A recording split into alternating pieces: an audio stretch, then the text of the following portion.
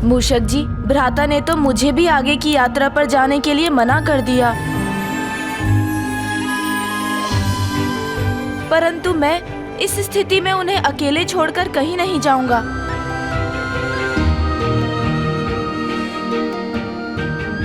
वो पर्वत का शिखर उपयुक्त रहेगा। यहाँ से मैं भ्राता के शिविर पर दृष्टि बनाए रख पाऊंगा। आइए प्रभु, मैं आपको अभी वहाँ ले चलता हूँ। उचित है मूषक जी, चलिए।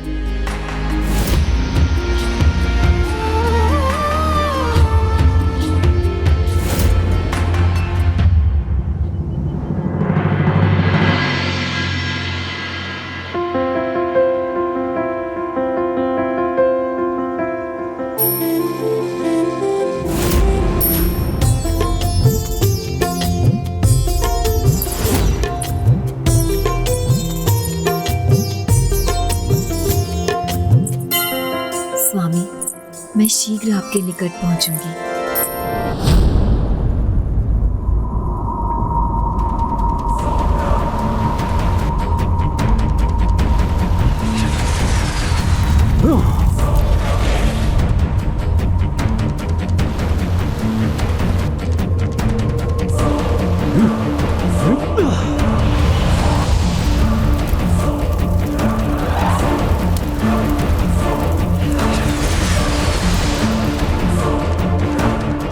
यहाँ से मुक्त होने का कोई तो उपाय होगा।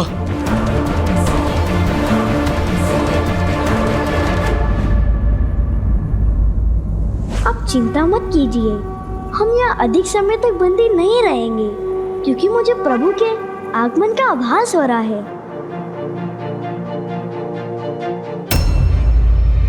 अचानक सबको इतनी थकान क्यों हो रही है?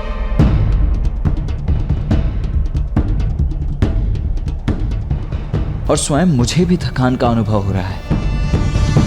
पर्वत श्रृंखला को तो पार कर लिया हमने, परंतु अब एक पग भी आगे बढ़ाना दुष्कर हो रहा है।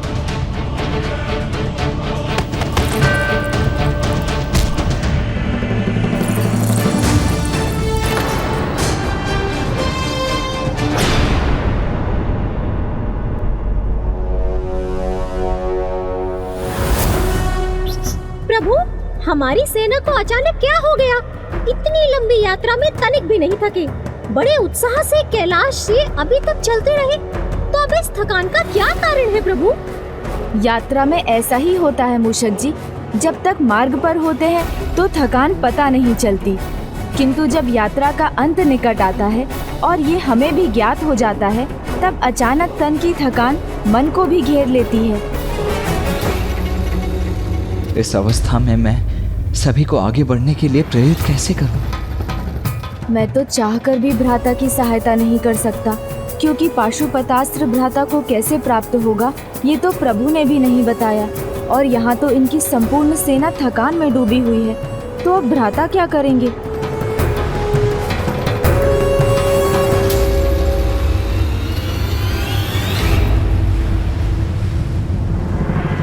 अंततः हम समुद्र के निकट पहुंच ही गए। मुझे आगे की यात्रा को संपन्न करने के लिए, उसके मार्गदर्शन के लिए प्रभु की पूजा करनी होगी। आप सभी यहीं विश्राम कीजिए, मैं पूजा करके लौटता हूं।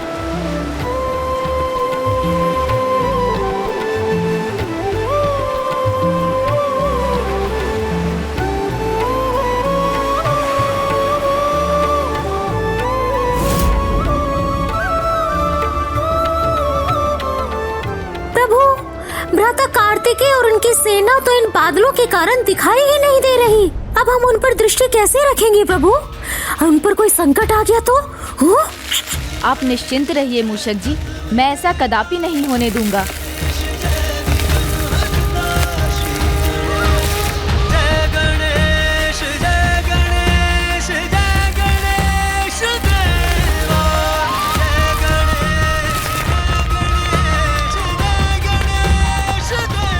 भ्राता, आपसे दूर रहकर भी मैं आपके साथ हूँ। आपका अनुज गणेश सदा आपकी सहायता के लिए तत्पर रहेगा।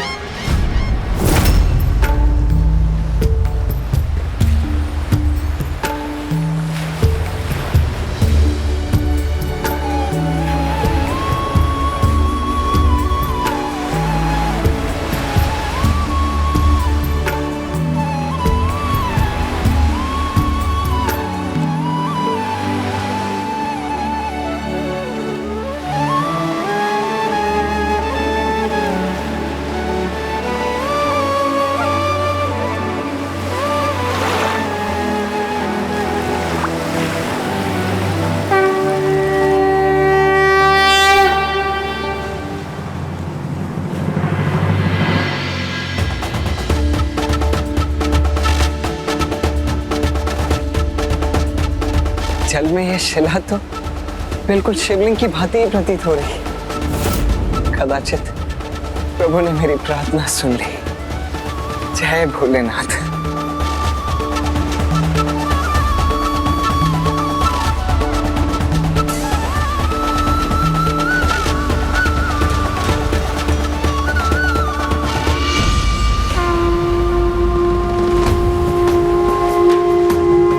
वीरबाहु,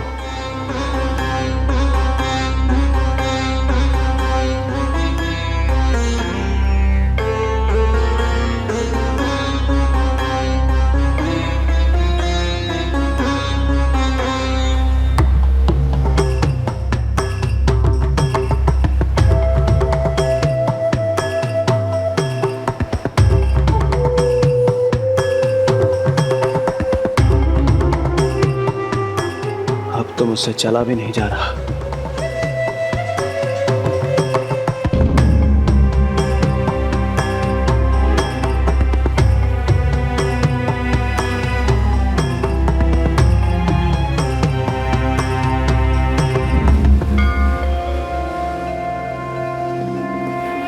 हे प्रभु, मेरी इस पूजा को स्वीकार कर मेरा मार्गदर्शन करने की कृपा करें।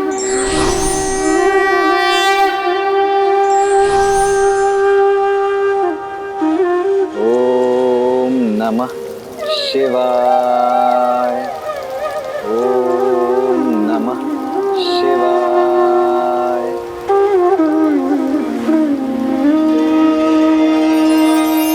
भवः शर्वो रुद्रः पशुपतिरथो ग्रहसः महान् तथा भीमेशानाविति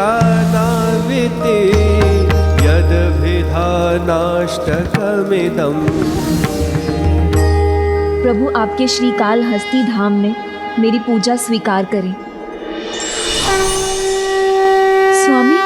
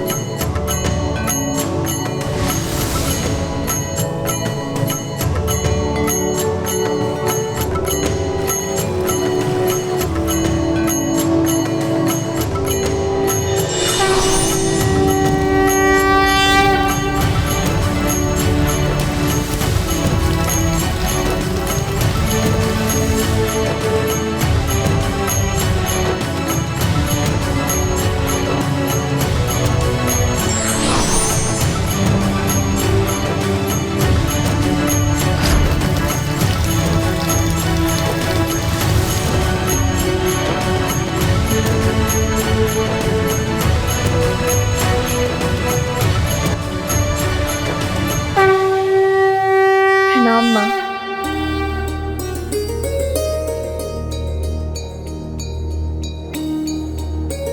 प्रणाम प्रभु, आपके इस परम धाम पर स्वामी की यात्रा के अंतिम चरण के आभास से मैं धन्य हो रही हूँ।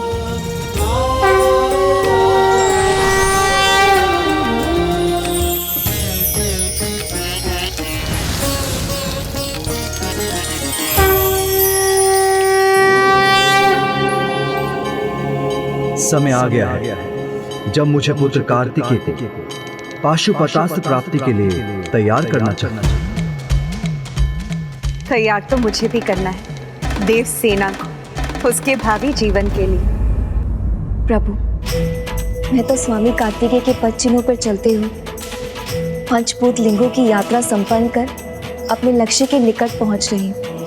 किंतु प्रभु, आपसे इतनी विनती है, आशीष दीजिए मेरे स्वामीनाथा को कि वो भी आपके पद चिन्हों पर चलकर अपने लक्ष्य को प्राप्त करें।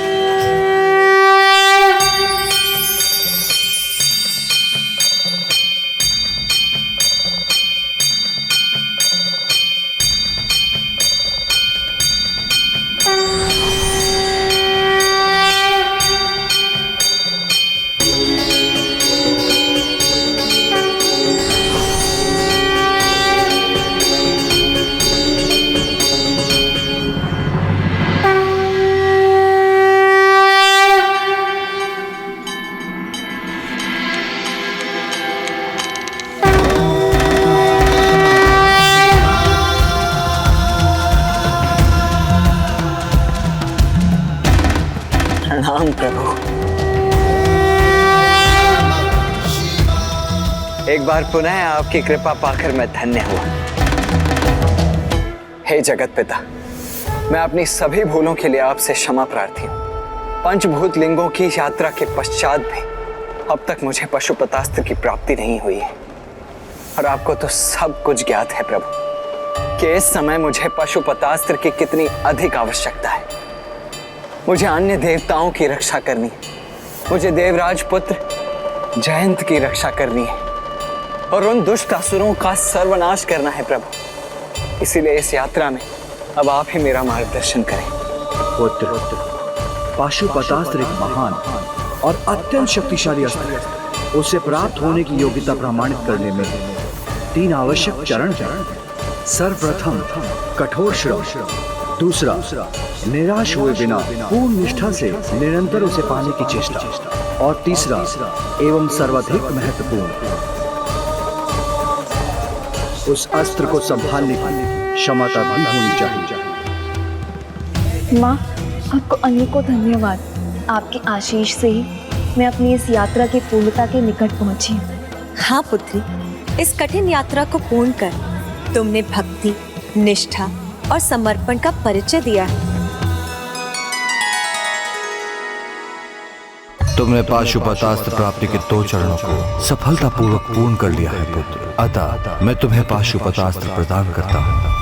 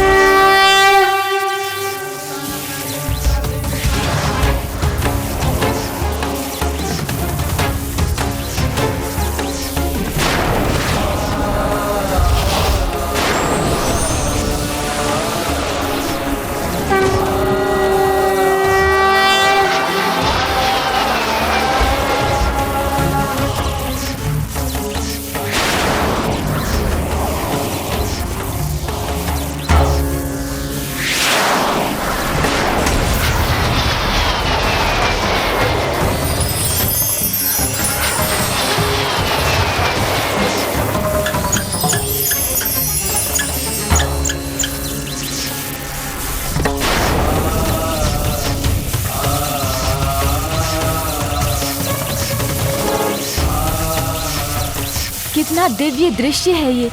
सृष्टि के समस्त पशुओं की ऊर्जा से इस महान अस्त्र पाशुपतास्त्र का निर्माण हो रहा है।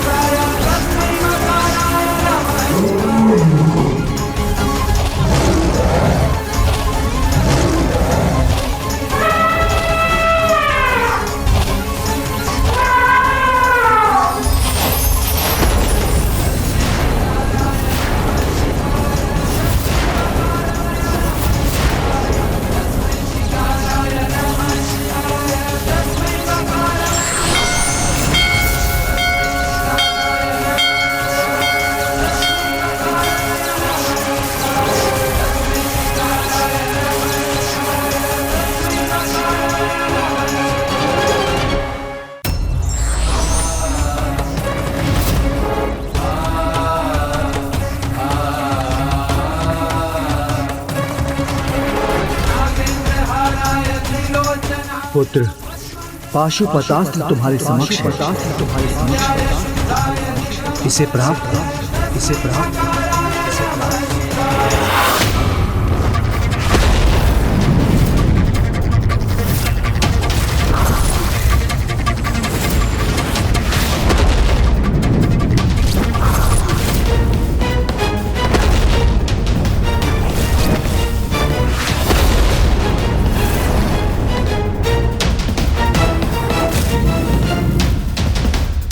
जिनके आघात से ये सिंहासन चकनाचूर हो गया।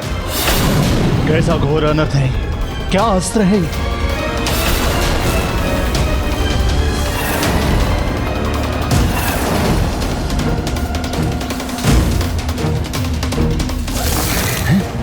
ये क्या हुआ?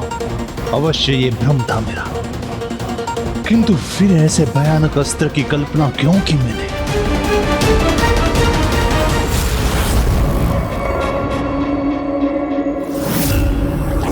ऐसा भयावह दृश्य क्यों दिखाई दिया मुझे? इस अभेद्य राजमहल में कोई मायावी अस्त्र कैसे प्रवेश कर सकता है भला? इस महान शक्तिशाली पाशुपतास्त्र का प्रयोग इतना सरल नहीं है। तुम्हें इसकी प्राप्ति का तीसरा चरण पूर्ण करना होगा और तुम्हें यह प्रमाणित करना होगा कि तुम पाशुपतास्त्र के दायित्व को संभालने योग्य हो। आप बस आदेश दीजिए, मैं हर परीक्षा के लिए तैयार हूं। संयम, ये एक युद्ध है अपने ही विरुद्ध। जिसने संयम पर विजय प्राप्त किया वो किसी भी युद्ध में पराजित नहीं हो सकता।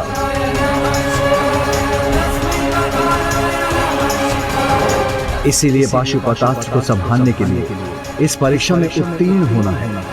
जो संयमित है वही योग्य है। आगे की यात्रा में तुम्हें संयम बनाकर रखना होगा, तभी तुम्हारी यात्रा संपन्न होगी और तुम पुत्र कार्तिकेय से भेंट कर सकोगे।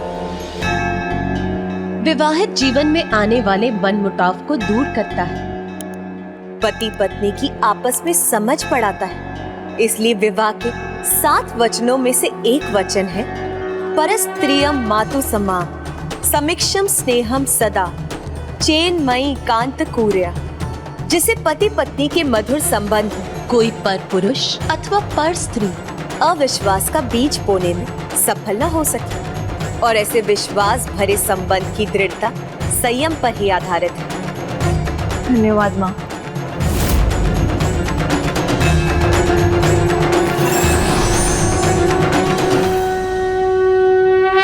संयम का परिचय देने के लिए तुम्हें मौन व्रत रखना होगा।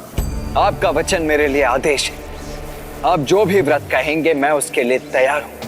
तब शस्त्री मौन व्रत धारण करो। तब शस्त्री मौन व्रत धारण करो। मैं आपको ही साक्षी मानकर संकल्प लेता हूँ कि कल प्रातः से मैं 6 दिन का शस्त्री मौन व्रत धारण करूंगा।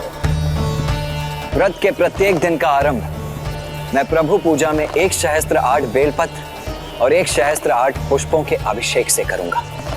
दिन में 1 ही बार भोजन करूंगा और भोजन की मात्रा भी उतनी ही होगी प्रभु जितनी आपके प्रसाद से एक बार में मेरी मुट्ठी में आ जाए। इस परीक्षा में जिस संयम को प्रमाणित करने की आवश्यकता है मैं उसे प्रमाणित अवश्य करूंगा। आप बस मुझे आशीर्वाद दीजिए प्रभु कि मैं इस परीक्षा में सफल रहूं।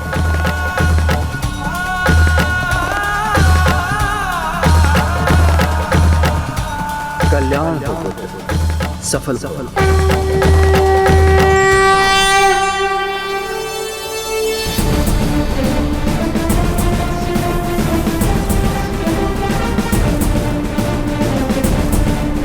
इस परीक्षा में जिस संयम को प्रमाणित करने की आवश्यकता है मैं उसे प्रमाणित अवश्य करूंगा। संयम नहीं, अब संघार का समय है मां। सभी सीमाएं पार कर चुका है वो देव सेनापति कार्तिकेय। प्रजा को अपनी माया जाल में उलझाया है। उस उदंड इंद्र पुत्र जयंत को अपना भक्त बनाया है। मेरे और आपके स्थान पे उसकी जय जयकार करवाई है उसने, और वो अब हमारी बुद्धि को भ्रमित करने के लिए भयानक दृश्य उत्पन्न कर रहा है। ब्रह्म नहीं, संकेत है ये। हमारा अस्त्र को देखना आगामी युद्ध का संकेत है। उसकी तैयारी करो पुत्र, फिर तुम्हारी संहार की इच्छा भी पूर्ण हो जाएगी। मेरे आदेश पर सिंहमुखन कुलदेवी पूजा करने गया है। उससे शीघ्र अपनी पूजा संपन्न करके यहाँ लौटने को कहो। अवश्य माँ, परंतु इस जयंत का क्या करें माँ? तुम्हें उसका कुछ नहीं करना है पुत्र। उसका परिणाम मैं सोच चुकी हूँ, इसीलिए त्याग दो अब उसकी चिंता। निश्चिंत रहो, उसका भयंकर अंत अवश्य होगा।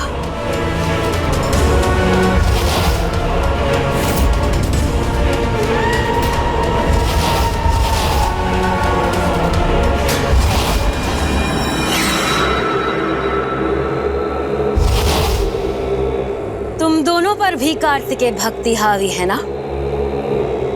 और तुम दोनों ही जयंत को कार्तिकेय भक्त बनाने के दोषी भी हो ना? इसीलिए तुम दोनों भी दंड के भागी हो।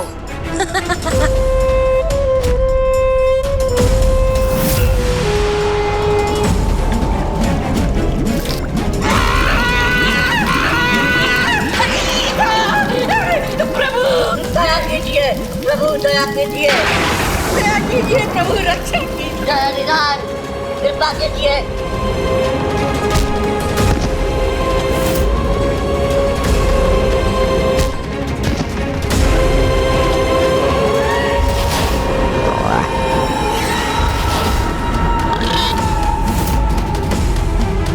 माया जहां विफल हो जाए, वहां भूखे असुरों की क्रूरता भक्तों की भक्ति के भ्रम को मिटा देती है।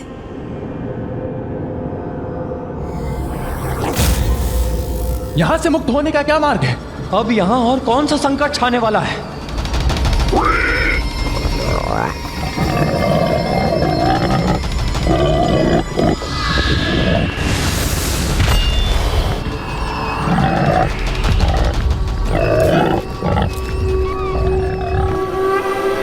अंधकार ही नहीं, इस पिंजड़े में भी बंद कर दिया है माँ ने हमें। किंतु जयंत मुक्त कैसे है? और वो पशु स्वर किन पशुओं का था? तुम्हें भूखा रखकर अंत नहीं कर सके तो कोई बात नहीं। अब मेरे भेजे हुए भूखे असुर तुम्हारा अंत अवश्य करेंगे।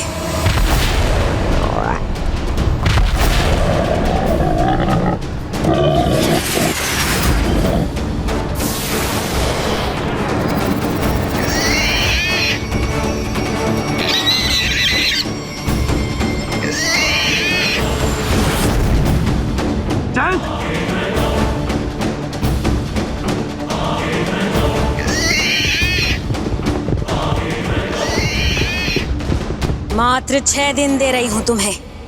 इन 6 दिनों में एक एक कर इन्हें रोकने वाली 6 बाधाओं को तोड़ूंगी मैं।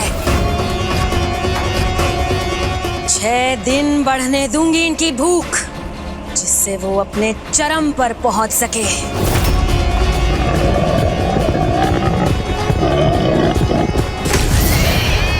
इन 6 दिनों में अपने भगवान कार्तिकेय को बुला सकते हो तो बुला लो।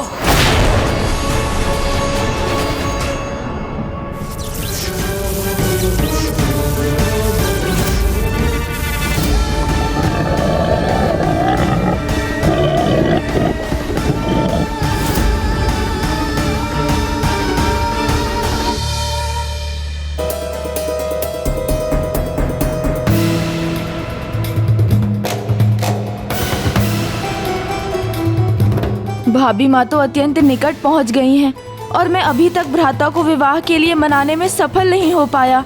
यदि भाभी माँ को देखकर भ्राता क्रोधित हो गए और भाभी माँ इस बात से अपमानित अनुभव कर लौट गई तो अनर्थ हो जाएगा।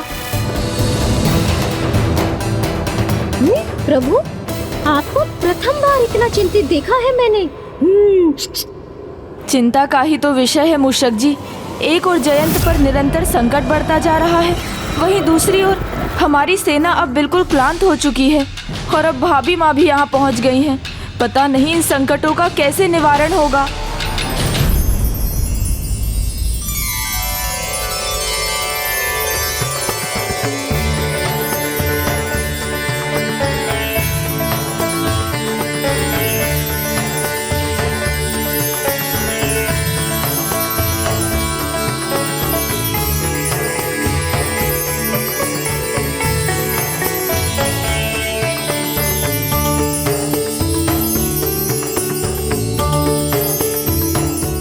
वाह, कितना उत्तम है मूषक जी। भाभी माँ के आगमन से हमारी सेना पुनः ऊर्जावान हो रही है।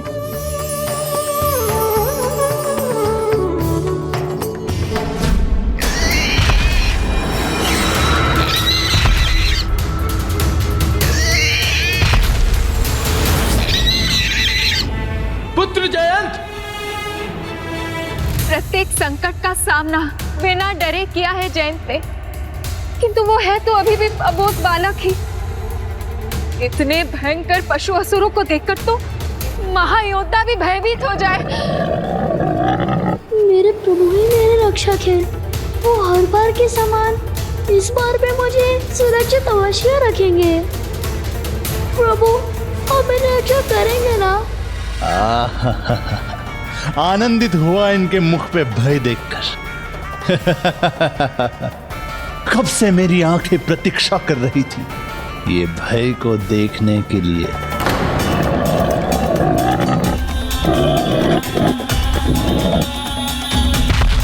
हे प्रभु मेरी रक्षा करेंगे ना? प्रभु आप मेरी रक्षा करेंगे ना?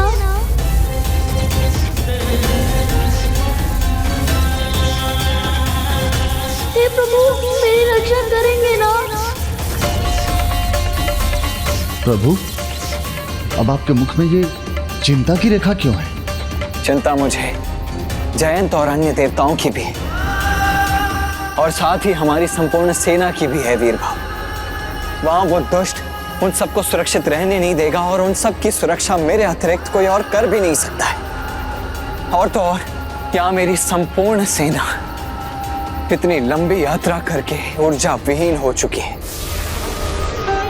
अब इन सब में ऊर्जा का पुनः संचार होगा कैसे?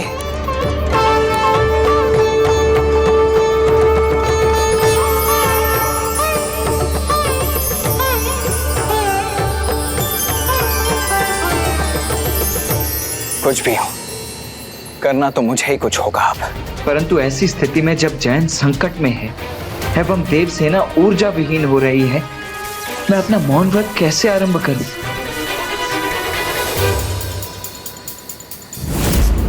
शीघ्रता कीजिए प्रभु, भाभी माँ अब पहुँचती ही होंगी।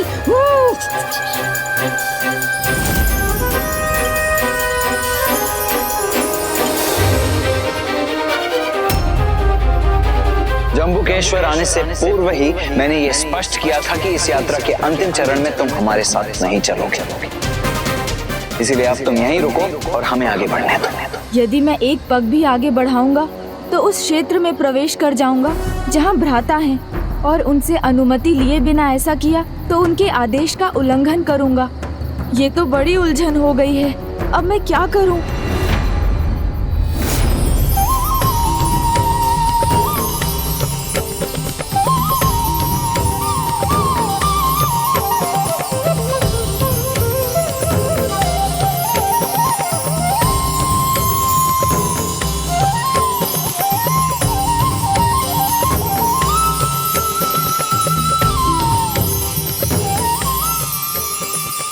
भाभी माँ के आगमन से हमारी सेना ऊर्जावान हो गई है। ये कैसे संभव हुआ प्रभु? भाभी माँ का नाम ही देवसेना है, अर्थात वो शक्ति है, देवताओं की संपूर्ण सेना की ऊर्जा। इनका यहाँ आना देवताओं की ऊर्जा का आधार बनेगा।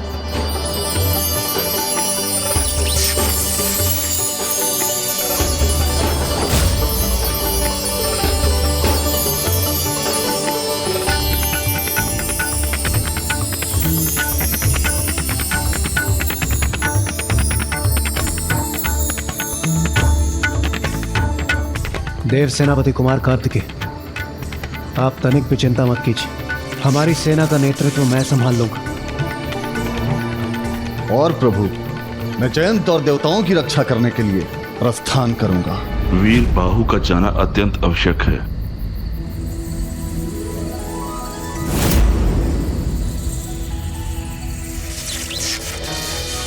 प्रणाम देवगुरु बृहस्पति जी। युद्ध के विषय में मैं आपको अपना परामर्श देने हेतु आ गया। आपने सर्वथा उचित कहा। न केवल जयंत और देवताओं की रक्षा के लिए अपितु हमें युद्ध के नियमों का पालन करते हुए एक अंतिम बार युद्ध विराम का प्रयास करना होगा। इसलिए युद्ध के पहले एक बार हमें विनयपूर्ण शांति का संदेश भेजना होगा। मुझे आज्ञा दीजिए प्रभु, मैं अभी जाकर सबकी रक्षा करूंगा और उस दुष्ट असुर को सुबुद्धि भी प्रदान करूंगा। मेरी अनुमति तुम्हें है सेनापति वीरबाहु, किंतु इस कार्य के पूर्व गणेश का आशीष लेना मत भूलना। वैसे वो यहाँ की गतिविधियों पर दृष्टि बनाए रखने के लिए यहीं कहीं निकट में ही होगा। हाँ भ्राता, मैं अपनी दृष्टि तो बनाए हुए हूँ, किंतु मुझे ज्ञात नहीं इस स्थिति का सामना कैसे करूँ। वो यहाँ पहुँच चुकी हैं।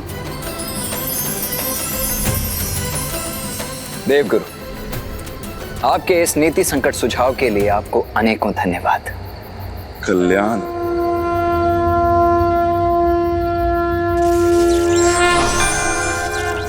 आज्ञा दीजिए प्रभु।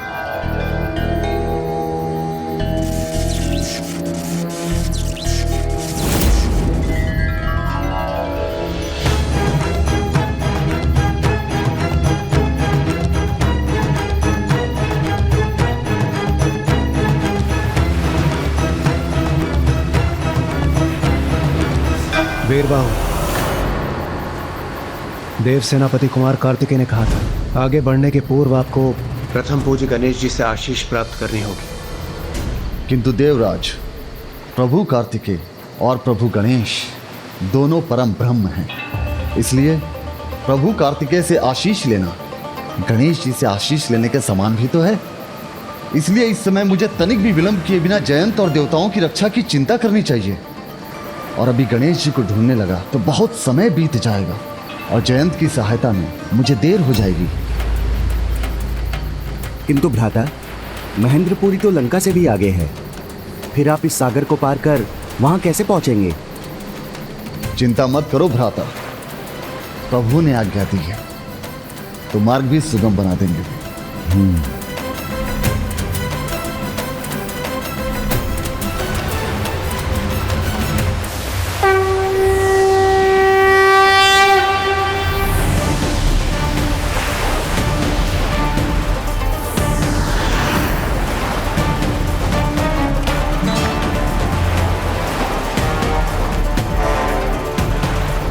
वीरबाहु प्रथम पूज्य गणेश जी से आशीष प्राप्त किए बिना ही आगे बढ़ गए। कहीं उनके मार्ग में कोई संकट न उत्पन्न हो जाए।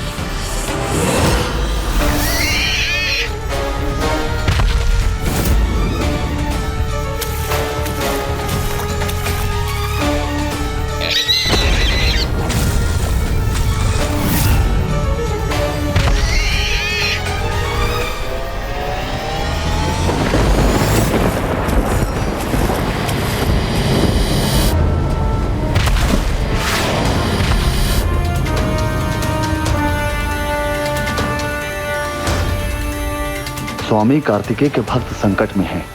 मुझे विलंब नहीं करना चाहिए।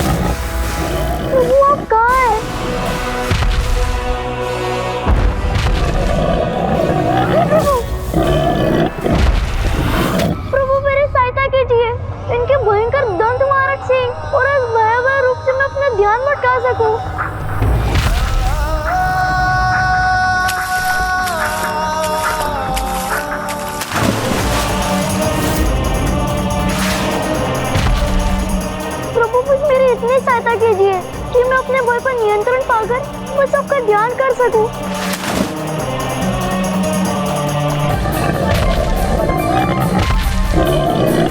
ओम सुब्रमण्यम कार्तिकेय स्वामी।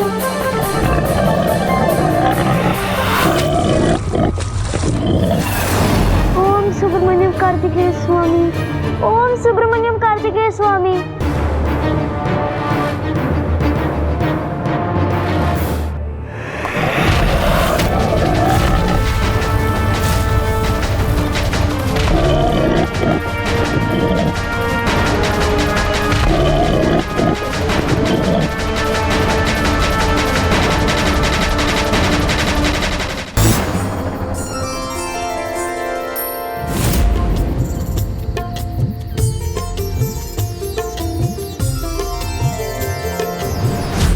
अच्छा तो ये होगा कि भ्राता होने वाली भाभी माँ को देखने के पहले ही अपना मौन व्रत आरंभ कर लें और मुझे अपने अंतिम उपाय का प्रयोग करने की आवश्यकता ही ना पड़े।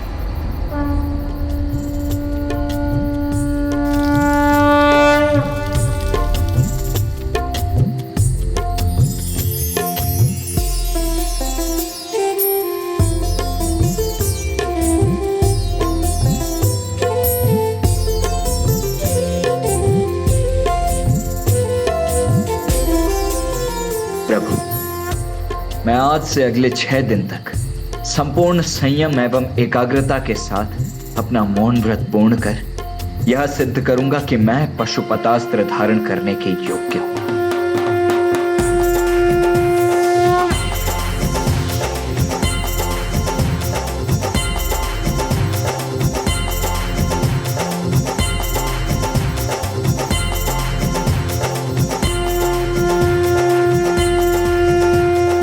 अब तो कुछ भी अहितकर होने से रोकने का एक ही उपाय है।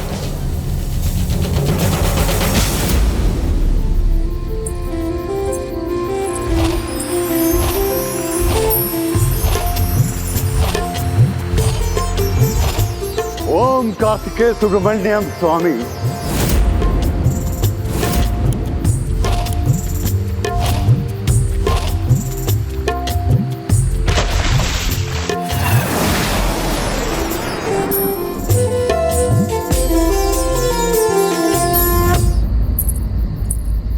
देवसेना यहाँ?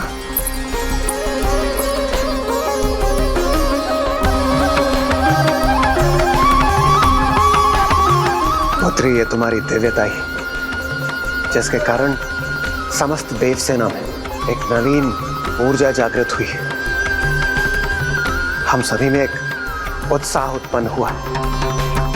ऐसे ही तुम्हें देवसेना नहीं कहा जाता। कदाचित अब तो अंतिम उपाय अपनाना ही होगा।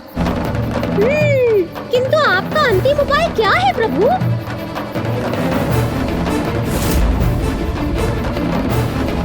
गणेश जी, ये रही मेरी पुत्री देवसेना। मुझे ज्ञात है देवराज, यही तो चिंता है मेरी। गणेश जी, ये रही मेरी पुत्री देवसेना। मुझे ज्ञात है देवराज, यही तो चिंता है मेरी। चिंता? गणेश जी, इसमें चिंता की क्या बात? ये तो बहुत अच्छी बात है। वो अपने भावी पति, अपने स्वामी से भेंट करने के लिए यहाँ आई और फिर मेरी घोषणा अनुसार सुरापद्म के अंत के बाद विजयी हुए कुमार कार्तिकेय से ही उसका विवाह होगा। विवाह की ही तो समस्या है देवराज, कदाचित आपने ध्यान नहीं दिया। इस यात्रा में पग पग पर मैं भ्राता कार्तिकेय से विवाह की ही बात करता रहा, कथाओं से उन्हें विवाह संबंधित ज्ञान भी देता रहा, किंतु विवाह में उनकी रुचि जागृत करने में असफल रहा। तो ऐसे समय में जब पाशुपतास्त्र को प्राप्त कर दुष्टों का संहार ही भ्राता का एकमात्र लक्ष्य है, तो उनके मौन व्रत ध्यान के आरंभ के पहले भाभी माँ देवसेना का यहाँ पहुँचना कहीं एक नवीन संकट न खड़ा कर दे। आप उचित कह रहे हैं गणेश जी, किंतु यदि उन्होंने देवताओं की और समस्त देवसेना की ऊर्जा बनी पुत्री देवसेना को लौटा दी और हमारे सभी योद्धा पुत्री देवसेना के मनोभाव के ही समान दुखी और ऊर्जा विहीन हो जाएंगे। इसलिए तो भ्राता के देखने के पूर्व भाभी माँ को रोकना आवश्यक है, किंतु ये कैसे होगा? प्रथम पूज्य गणेश जी, आपका बुद्धि कौशल, आपकी ओजस्वी वाणी, आपकी युक्ति, आपके वचन सदैव सार्थक रहे। आप किसी को भी कुछ भी समझाने में सफल रहे, इसलिए पुत्री देवसेना को समझाने का कार्य भी आप ही को करना होगा। किंतु आप भी तो समझिए देवराज, मैं उनका भावी देवर भला उन्हें भ्राता से भेंट करने से कैसे रोक सकता हूँ?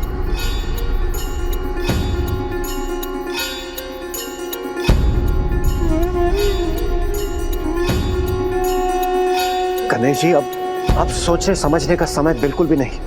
आप प्रथम पूज्य, भविष्य में सुख को निर्धारित करने वाली इस दिव्य घटना को दुखद घटना में परिवर्तित होने से आपको रोकना होगा। इससे पूर्व कि कोई विघ्न उत्पन्न हो, आपको इसका समाधान ढूंढना होगा। आप ही अपने अचूक उपाय से, अपनी प्रबल बुद्धि से कुछ कीजिए विघ्नहर्ता गणेश जी। इंद्रदेव उचित कह रहे हैं प्रभु, ये कार्य तो मात्र आप ही कर सकते हैं। देवराज इंद्र मेरी प्रशंसा कर रहे हैं या मुझे वो कार्य करने को कह रहे हैं जो मेरे लिए भी असंभव है। देवराज इंद्र ने स्थिति के सामने आत्मसमर्पण कर दिया। अब तो मुझे ही जाना होगा, किंतु मैं कहूँगा क्या और कैसे कहूँगा? उन्हें आगे बढ़ने से कैसे मना करूँगा एवं कैसे इस होने वाले अनिष्ट को रोक पाऊंगा? स्वामी, मैं आपके निकट पहुँच ही रही हूँ। अब शीघ्र मुझे आपके प्रत्यक्ष दर्शन प्राप्त होंगे।